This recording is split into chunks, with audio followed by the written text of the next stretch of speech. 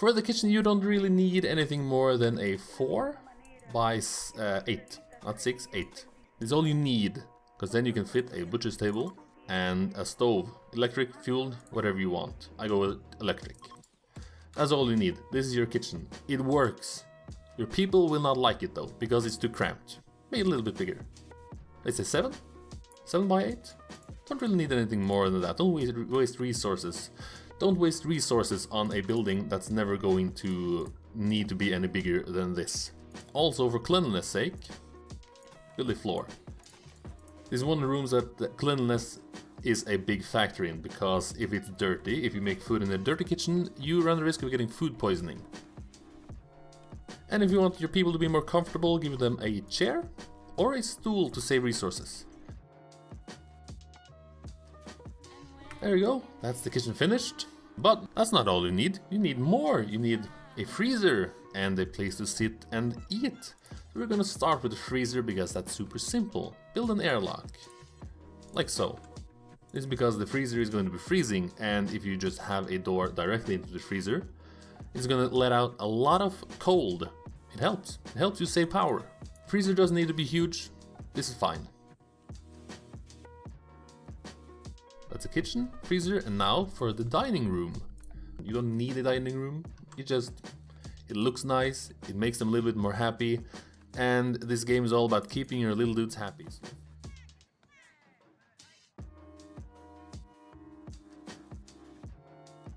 Also, before I forget, you should make the freezer an actual stockpile zone so that your food stuff is actually stored in the freezer where it's supposed to be stored.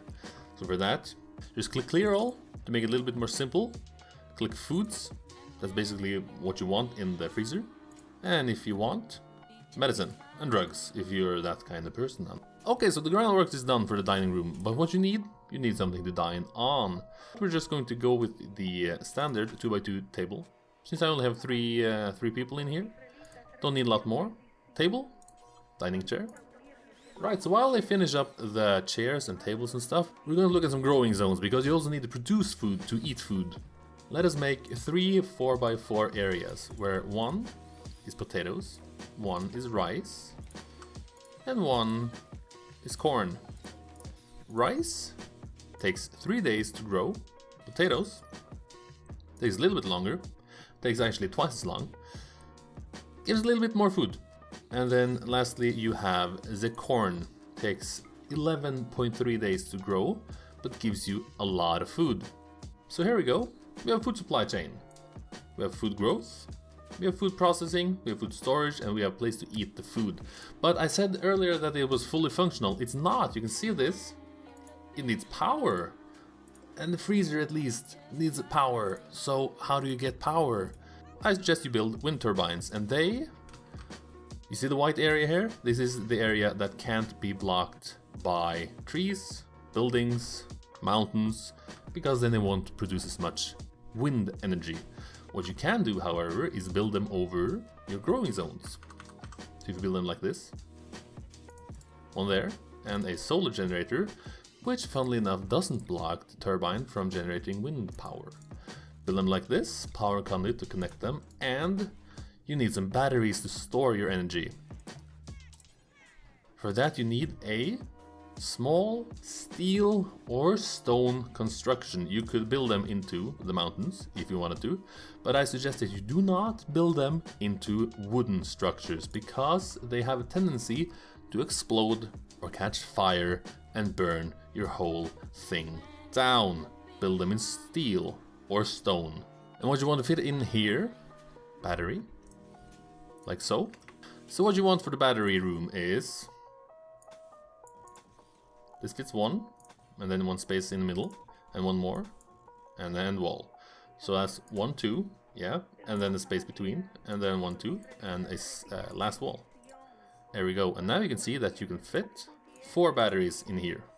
Connect them by the power conduits, and then to the generators. And also maybe it's important to build a door into the room. You don't need all of these. You don't need all of the batteries at the very beginning. So now it's generating as much as it can, but the thing about wind turbines and solar generators are that they are dependent on the weather. During the night, the solar generator will not produce power.